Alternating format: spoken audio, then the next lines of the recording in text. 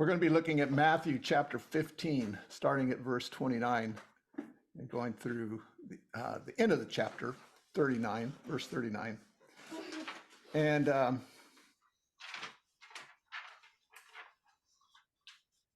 it's called "It's So Easy to Forget." And for some of us, again, it's an age thing, it just gets easier and easier. But, memory is kind of a unusual thing. It's a funny thing. How certain things can trigger a memory. I'm sure you guys all know what that means. For me, if I smell a rose, it immediately triggers a memory of when I was really young, somewhere probably about 5 years old or so. My great-grandmother, who, it's an interesting thing, my family, because my grandmother, my great-grandmother on my mom's side, my maternal great-grandmother, married my paternal grandfather on my dad's side. So on my dad's side, she's my grandma. On my mom's side, she's my great-grandma. Anyway. Oh. That's like this old song, "I Am My Own Grandpa." Right. You start figuring, well, where does that put my dad? And, so anyway, what I'm told, because I don't have that much of a memory of her personally, but they kind of said that I was kind of her favorite. She really liked, really took to me for some reason. But then she died when I was, I think, around 5, maybe 6. And what I do remember is that my parents took me to the funeral parlor to view her body. And at that age, I really didn't know what was going on. They took me into this room. It was kind of dimly lit. And there was my great grandma. And she wasn't in a coffin. She was just on a kind of a table. And they had flowers and lots of roses. And that smell just permeated the room. And so anytime I smell that, I remember it. And I've just told that to Deb so many times. She's probably sick of hearing it every time she gets some roses. And I'm not sure why that sticks so much, but that's just the way our minds work. It was just a signal. I'd never seen a dead person before. She just looked like she was asleep. But then there's another memory that a trigger for me. It's like at Christmas, if we sing that song, "Oh Little Town of Bethlehem," that always triggers a memory for me. It takes me back to the first year I was a Christian, and I'd become a Christian in February. And then my first Christmas as a Christian, I was going to Ivanhoe Presbyterian, and they were having, I think it was a Christmas Eve service. And I can distinctly remember sitting in the back of the church there, and they were singing that song, and they came to that line that says, "The hopes and fears of all the earth are met in thee tonight." And for some reason, the meaning of that just hit me like a ton of bricks to the point where I was almost crying. And so anytime we sing that, I immediately, pshing, I think back to that one line out of that hymn. So I'm sure like all of us have got things like that, memories. And it kind of plays into this account today that we're going to look at. Because when things make a deep impression on us, we don't have to try to memorize them. That's the way Jesus taught. Jesus taught in such a way that the things he said made such a deep impact on people that they just stuck with you. When he told a little parable story, people were going like, "Oh, wow, what," and would turn that over in their minds. And the fact that he did so many miracles, they didn't have to memorize where they were when they saw Lazarus raised from the dead. That was just kind of burned into their memory, and there it was. You don't have to remember probably where you were when you heard about 9/11 or saw the thing on TV, or if you're as old as I am, you can remember, when John F. Kennedy was assassinated, exactly where you were and all that happened. Those kind of really significant things, you don't have to memorize them. They just are there and you got them. Now, we come to this passage, and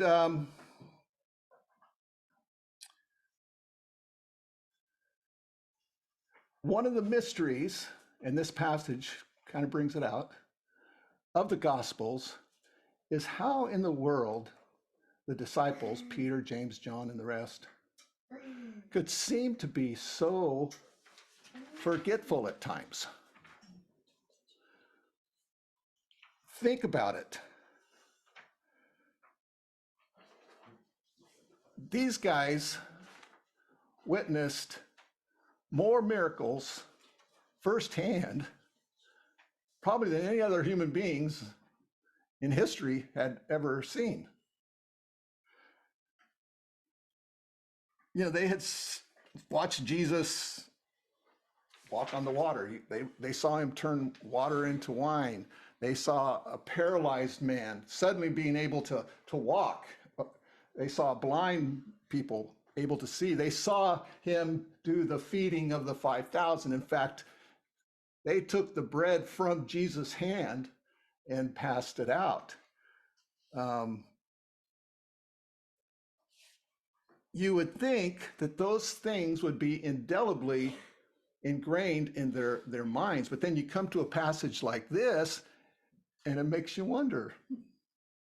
Now, this particular passage, I suspect, is probably one of the passages in the gospel that tends to get passed over by preachers. It's the feeding of the 4,000. You know, the 5,000, feeding of the 5,000's kind of little brother. The feeding of the 4,000. You know, on the surface of these two miracles, there's a lot of similarities. They look very much alike. And in fact, to the point where some critical commentators would say that they were just the same event, and kind of like the writers of the gospel are trying to kind of pad the story, you know, kind of throw a few things in there, like another miracle of feeding the great crowd, just to make Jesus look greater than he was. But I don't think that you can really argue that very well if you take a close look at these passages. There are enough significant differences that it's very clear that these are two separate events. So let me grab my Bible here. Let me go ahead and read Matthew chapter 15, verses 29 through 39, and then we'll get going on this. So here we go. Just prior to this, and this is kind of important to understand, you know, since the feeding of the 5,000, you know, there's been a little bit of time has passed. And just before this, Jesus had gone up into Tyre and Sidon regions, which was very far north of Israel, to a more Gentile area. And you remember the story of the woman who came out and was begging Jesus to heal her daughter, cast the demon out of her daughter. And the disciples were saying, Lord, send her away. She's bugging us. She's bugging us. And Jesus says, it's not right for to feed to the dogs the children's bread. And she says, yeah, Lord, but even the dogs eat the crumbs. And so Jesus said, you have great faith, and healed her daughter. That happens just here before this incident of the feeding of the 4,000. And that'll be significant as we get into it. So here we are, verse 29. Departing from there, Jesus went along by the Sea of Galilee, and having gone up on the mountain, he was sitting there. And large crowds came to him, bringing with them those who were lame, crippled, blind, mute, and many others. And they laid them down at his feet, and he healed them. So the crowd marveled as they saw the mute speaking, the crippled restored, and the lame walking, and the blind seeing, and they glorified the God of Israel. And Jesus called his disciples to him and said, I feel compassion for the people, because they have remained with me now 3 days and have nothing to eat. And I do not want to send them away hungry, for they might faint on the way. The disciples said to him, where would we get so many loaves in this desolate place to satisfy such a large crowd? And Jesus said to them, how many loaves do you have? And they said, 7, and a few small fish. And he directed the people to sit down on the ground. And he took the 7 loaves and the fish and gave thanks. He broke them and started giving them to the disciples, and the disciples gave them to the people. And they all ate and were satisfied. And they picked up what was left over of the broken pieces, 7 large baskets full. And those who ate were 4,000 men, besides women and children. And sending away the crowds, Jesus got into the boat and came to the region of Magadan. Okay, so if you're familiar with the feeding of the 5,000, you go, yeah, a lot of similarities.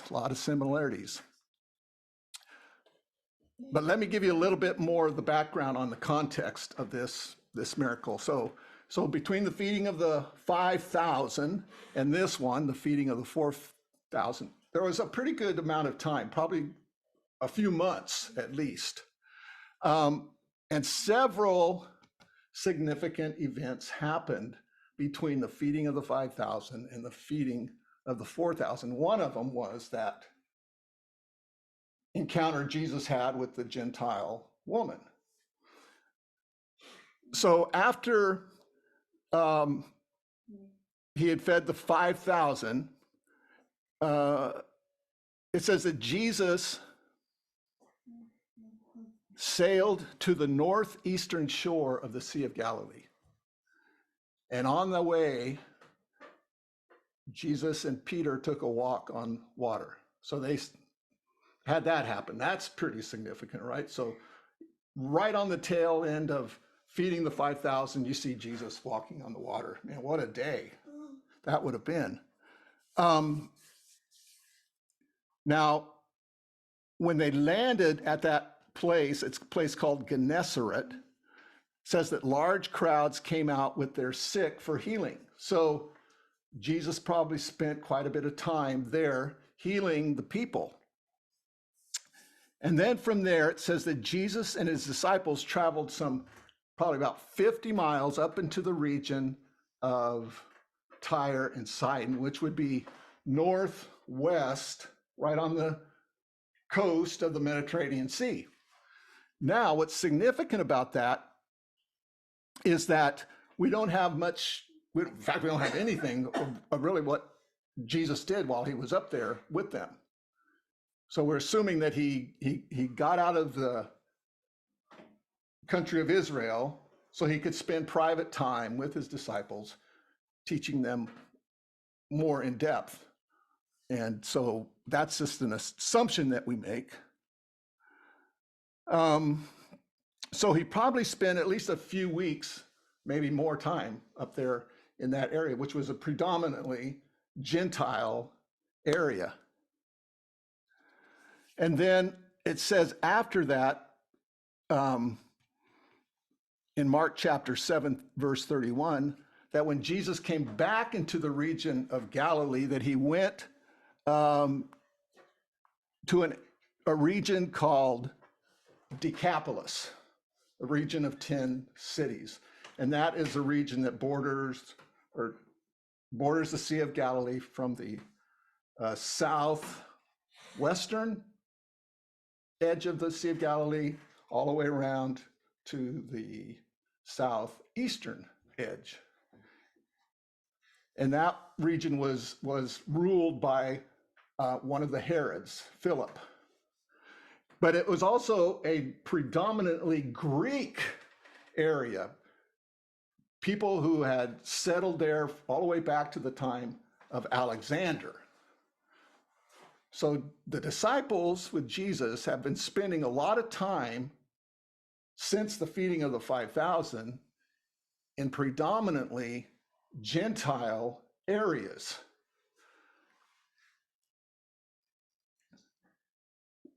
And of course, we know from our other studies that one of the biggest hurdles for Jews, and all the disciples, of course, were Jews, was this issue of the Gentiles. One of the things that Jesus had to get the disciples over was this almost innate, because from birth that had been built into them, this innate disdain for Gentiles. They were the dogs. That's why when this Gentile woman, she's got 2 strikes against her. She's Gentile and she's a woman, comes up and is begging Jesus to come heal her daughter. The disciples, in all their compassion, all they would say is, send her away. She's bothering us. We don't want anything to do with this woman. And so now we come to this story of the feeding of the 4,000. And what is important is where it takes place. That's a real key into why Matthew and Mark decided to include this second account of Jesus feeding a multitude of people. And the significance is where it happens and to whom it happens. They're in Decapolis, a predominantly Greek Gentile region. When he fed the 5,000, he was up on the northern shores of the Sea of Galilee, which is predominantly Jewish. But now they're in a Gentile region.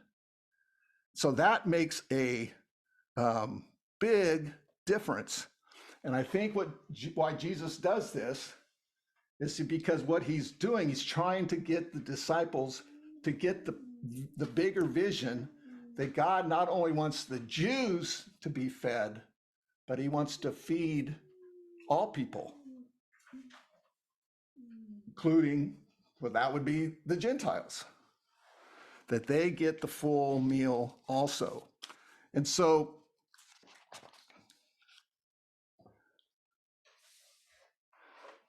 when we come and we look at this, we will see some very distinct differences between this and the 5,000.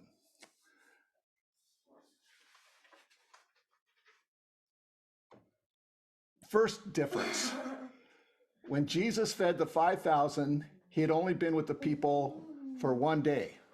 Remember, he had gone across the Sea of Galilee, and the people came to him, and he began healing and teaching the people. And then it started to go down, become dark, and that's at the point where he feeds the 5,000. This account says that the people had been with him for 3 days.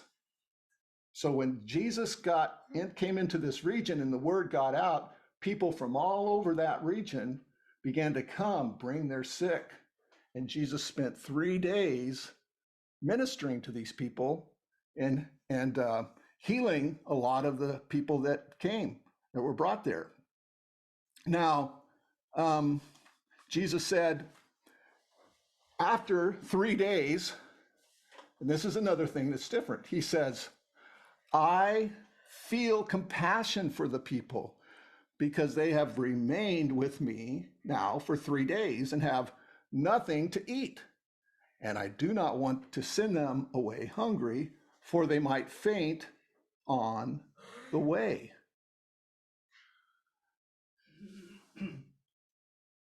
In the first account of the 5,000, who was it that initiated concern for the people? It was the disciples came to Jesus and said, send the people away so they can go out to the nearby villages and get food. Who initiates it here? Jesus, after 3 days, see, after only one day, the disciples are, hey, we're concerned, all these Jewish people here, that they might get hungry. They need food. And they initiate the request to Jesus. But here, after 3 days, you don't hear a peep out of the disciples.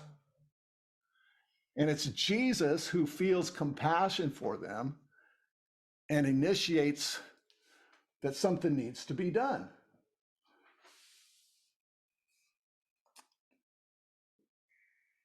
But it's at this point that something extraordinary happens to the disciples.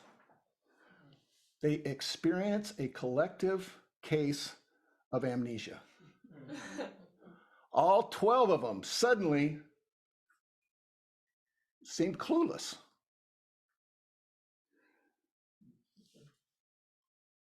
Maybe that's what it was.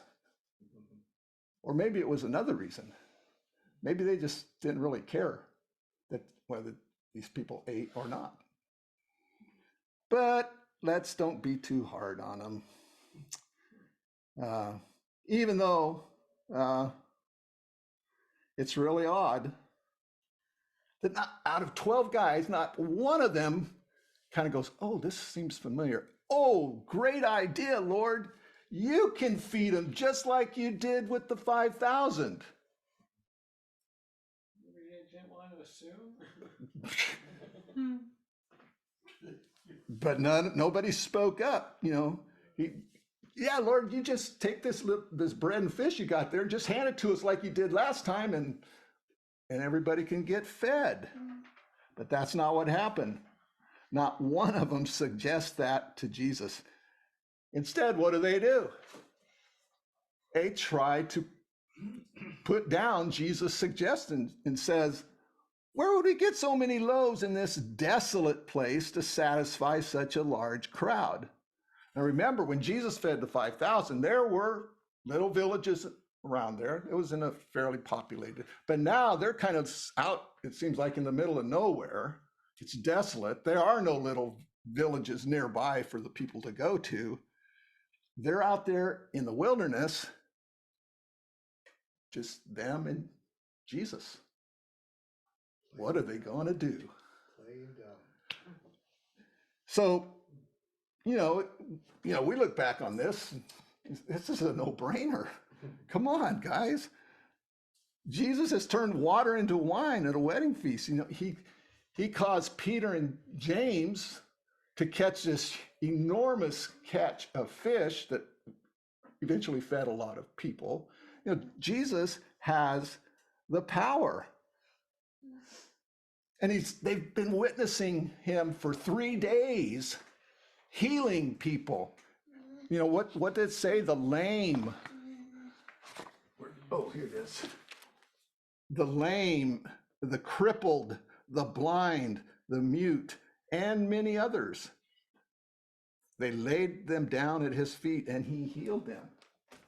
So Jesus has been up close and personal with a whole lot of Gentile people. I'm sure in the process he actually even touched them.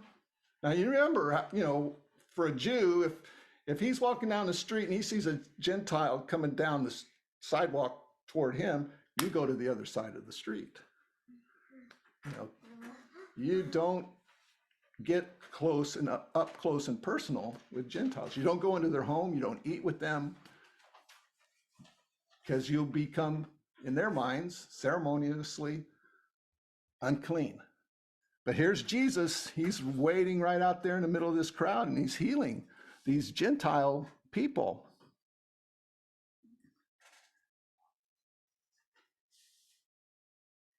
You just think about that. They're out there in the middle of nowhere. Jesus initiates. Jesus says, I feel compassion for these people, that they are hungry. Hint, hint, hint, guys. Can you take the hint? But they don't. They don't take, it's almost like when they say, we're out here in this desolate place, where are we going to get enough food? It's almost like they're saying, Lord, what are we going to do? All we've got is you. And they didn't get it. Or maybe, well, let's think about that. So Jesus goes ahead and he asks him almost the exact same question that he had asked him when he fed the 5,000. How many loaves do you have? Now that should have jogged their memory, like, that sounds familiar. Where have I heard that question before? And they say, well, we've got 7 loaves and a few small fish. And they just act like the feeding of the 5,000 had never happened. Like they never had heard that kind of a question before. So because of that, it makes me suspect that rather than them just suddenly experience some case of collective amnesia, that there was a little bit of forgetful or intentional forgetfulness. You know what that is? That's, the old joke is, when the wife's talking to you and you've just tuned her out, you're not listening at all. That's intentional deafness. In this case, I think it was a case of intentional forgetfulness. It reminds me a little bit of the story of Jonah. The reason Jonah didn't want to go to Nineveh was not because he was afraid. Well, he wasn't afraid for his life or anything like that. He was afraid that because God was a generous God, that if he went and preached to them, they might actually believe and repent, and then God's judgment would fall on Nineveh. He wanted God's judgment to fall on Nineveh because he hated the Ninevites. And that was his lesson. That was the lesson that really the whole nation of Israel probably needed, because that was probably the condition of the heart of most of the people in Israel at that time. And here you have the disciples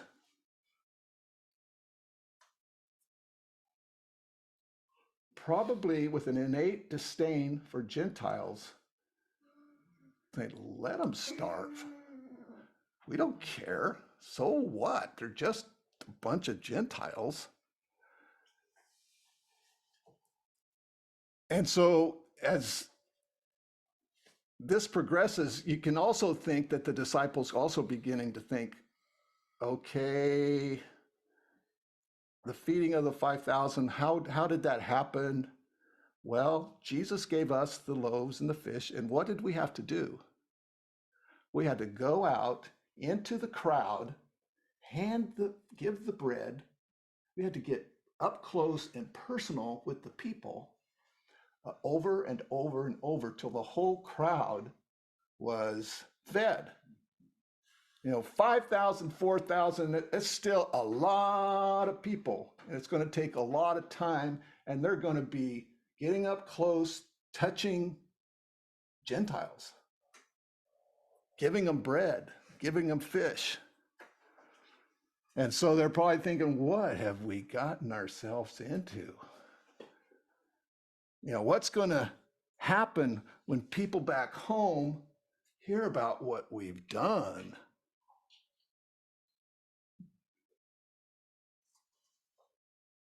That might not go over too well when they hear we've been rubbing shoulders with a whole bunch of Gentiles. I can imagine that up until this time, for 3 days, while Jesus is out there with the people healing them, that the disciples are off in their own little group, with their arms crossed, just kind of watching, just aloof and keeping themselves apart from all the people. Probably that's what they were doing.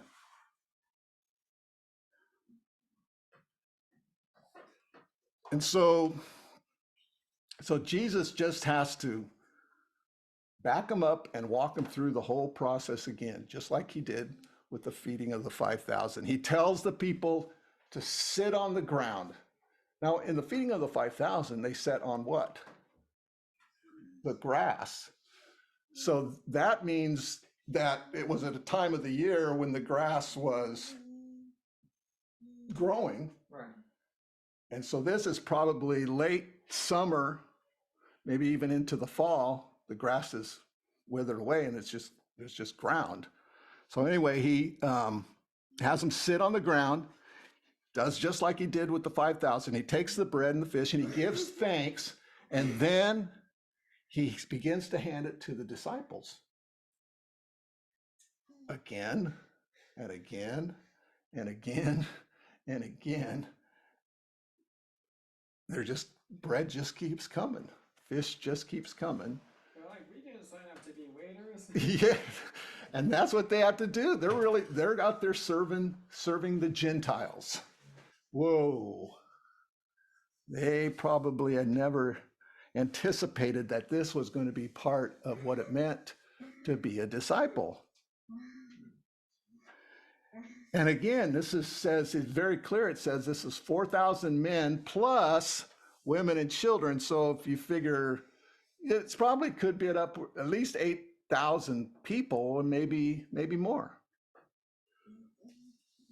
And then, just like the last time, it says that the disciples afterwards, it says the people ate and were satisfied. So it wasn't that they just got just enough. They got as much as they wanted. They were filled. And then there was so much bread left over that the disciples' job was to go now and gather it up and collect it. Now, here's another difference, but you can't get this. You can't get this unless you go to the Greek. Because the word for basket that's used in Matthew is a very different word than the word used for basket here. I mean, with the 5,000 than it is with the 4,000. The word that's used for the feeding of the 5,000 for baskets is the word kophinos. And these were smaller wicker baskets that people used to carry their food around in, kosher food. But the word that's used for the 4,000 is the word spirus, and that means a large basket. It's the same word for basket that was used for the basket that lowered the Apostle Paul over the walls of the city of Damascus. It's a large basket. So there actually may have been just as much bread left over in this feeding of the 4,000 as it was with the feeding of the 5,000. And then after this, it says Jesus sends the people away, leaves in a boat with the disciples, and goes to the town of Magadan, or also known as Magdala. And this was over on the western shore of Galilee. So they went across on the boat. So all of that. What does this story have to teach us? Well, I think the first and most important thing that this story has to teach us is when you ask the question, bottom line question, why did Jesus feed the 4,000, these Gentiles? Well, the bottom line answer is, it tells us right in the passage, because he felt compassion for them. Jesus is compassionate. We see that term used more than once in the Gospel of Matthew, when he says he saw the people and they were like sheep without a shepherd. He said he felt compassion for them, and that word is a word that means a very deep-seated inner feeling, like you're kind of tied up in knots. You're so concerned. And that's the bottom line, is that we can learn. That's a bottom line lesson, is the compassion of Jesus. Not for just a select group of people, but for all people. You know, one of the reasons at the bottom of why the Jews were so antagonistic toward Gentiles bottom line reason is because they're different. You know, they're different than us. They don't worship like we do. They don't worship the same God we do. They don't eat the same kind of food we do. They probably dress different than we do. They were different from us. And that's at the root of all our problems in the world. They're different. I want to stay with the people that are like me. You know, birds of a feather flock together. That's where that saying comes from. But here, Jesus, he's reaching out to all people. He's showing compassion to all people. And that's a big lesson. We've seen that through the study of the book of Acts, that they had to learn that as they began to move out into the world, that 98% of the world or more were Gentiles. And so if Jesus is telling them, go and make disciples of all the nations, most of those are going to be Gentiles. So you've got to get over this hatred, this disdain, this prejudice toward people who are different than you as a Jew. Jesus said, come to me, all you who labor and are carrying heavy burdens. All, not just some. All can come to Jesus. And how does Jesus reach the all? What's his primary method? It's through his people. That's how Jesus, that's his plan to reach the world, is through his people. His Spirit came to dwell with us so that he is with us through his Spirit in order that we might carry out his mission into the world to reach all people. So it's going to be kind of difficult if the ones who are to go reach all the people aren't on the same wavelength as Jesus is. If they're thinking, oh, it's only this kind of people and not those kind of people. And it's that all that God came in Jesus to reach all people. And that's one of the main lessons, I think, from this account of the feeding of the 4,000. You know, if our heart isn't in agreement with Jesus on this, it's really difficult to pray sincerely and really mean it, to pray the Lord's Prayer. Your kingdom come, your will be done, because that's God's will, is that all people would be reached. So that's where we have to search our own hearts. And we may not even be aware of it until God actually brings us up close and personal, like Jesus did with his disciples intentionally, to people who are different from us, and we have a difficulty with that. Then we realize, oh, God's got to work in my heart. The president of the Bible college I went to, Robertson McQuilkin, he had been a missionary in Japan. And he had been there a little while when he began to realize, he wasn't having much success, and he began to pray about it, and God just revealed to him that, well, your problem, Robertson, is you just don't love them. You just don't love these people. He said, oh, sure I do. No, you don't. You really don't love them. And so he says he went away for a 10-day retreat by himself to pray and fast about it. And he says after those 10 days, he came back and he said his heart, he loved the Japanese people. His heart was transformed. That happened to me when we went to Morocco, and we were getting up real close and personal with people who are really different from us. I mean, we couldn't even speak their language, and very, very different. And after a while, it began to dawn on me, was like, I just want to get out of here. I don't really genuinely love these people. One of the guys He wasn't on our team, but he was on another team, had to get flown out because a Moroccan guy walked by him and asked him a question or something, and he spit on the ground, which to a Muslim is just about as the worst thing he could have done. But he went there to what? To reach the Muslims, but he didn't love them. And so they had to get him out of there before he did something worse. Why did he spit? Well, that's just a way of showing your disgust and your Well, yeah, but wait. So it was one of the people on the teams that were spitting? And he knew better. the Christian. Oh. Yeah, very insulting.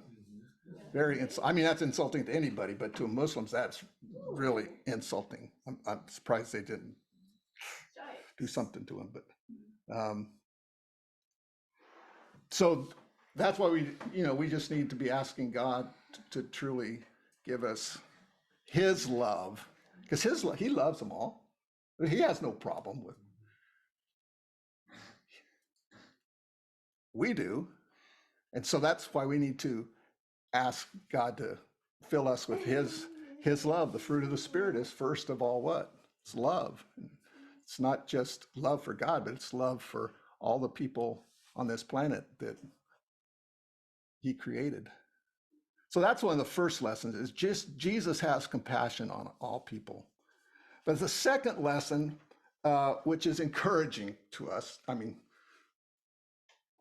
the first lesson, it means, yeah, we need some change going on in our heart. The second lesson, I think, is that despite our lack of love, God can still use us.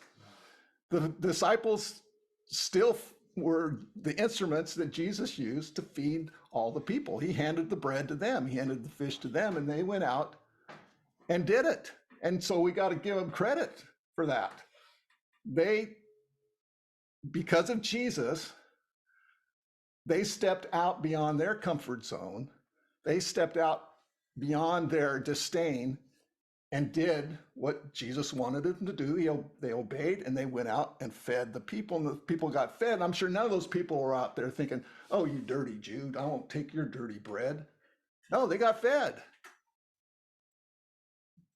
They were grateful for that. And so we are all a work in progress, and praise God for that He can still use us. Because if God was waiting on us to have everything together before He can use us, I don't think too much would get done. Is it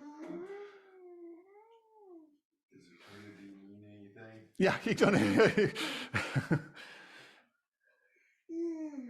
And the interesting thing is, another lesson here is, I think I've already kind of mentioned that, is, at least I've found that in my own life, is God has a way of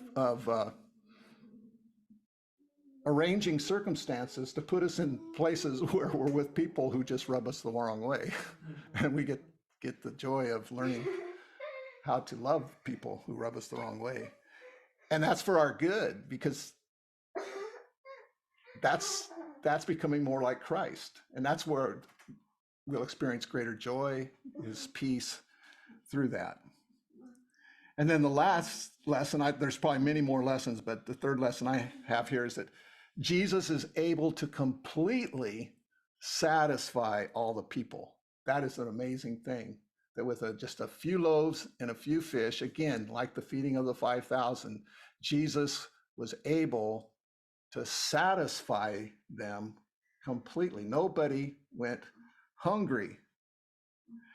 And it shows us in the fact that there was leftover bread, is that Jesus, the provision that He has for us, it's always far greater and far exceeds our need. That's why when Paul wrote in Ephesians that He is able to do exceedingly abundantly above all that we ask or need, that God's resources, that Christ's resources are much, much greater than our need. Our need never exceeds God's ability to provide for us and to meet our needs. I was just thinking of again, going back to my college days, you know, Debbie and I had been married for a year. We had a daughter who was at that point when we moved down there, maybe 3 months old, something like that. We had not a lot of resources. We had a government college aid that helped with some of the tuition. I was able to get a job on the campus, in the campus print shop that paid, what was it? 3/4 of minimum. 3/4 of minimum wage. Back then it was about $3 something, I think. So we, and we just kind of stepped out in faith and went to college. And even to this day, we scratch our heads wondering, how did we get through that? Because so many times we would, you know, after a month, we'd see that our expenses far exceeded our income, and yet somehow everything got met. And we left without any debt. And after 5 years, you know, I did have to go work full time at one point, but it just showed that God is able to meet our needs. His resources far exceed any problem, any lack that we have. We just need to put our faith and our trust and receive it in His time and in His way. So that's the feeding of the 4,000. Hopefully that kind of sheds a little bit of light on the differences between the two miracles, and that question of why do the disciples seem so forgetful? Hopefully that helps a little bit. So let me pray. Father, thank you so much for, again, just a second account of this, one of the greatest miracles that Jesus performed, the feeding of these great multitudes of people, and the fact that He did it for the Jews and for the Gentiles is just so significant to us. And we are so grateful as being Gentiles that Jesus did that, and that you have reached even us. And so we are so grateful, Lord. May we continue to just think about and meditate on how great your love, your compassion is, and how far it extends to us and to all people. And Lord, that we would trust you with all of our needs, knowing that you are able far beyond what we can imagine to meet our needs. And so we give you praise, we give you thanks, Lord. In Jesus' name, amen.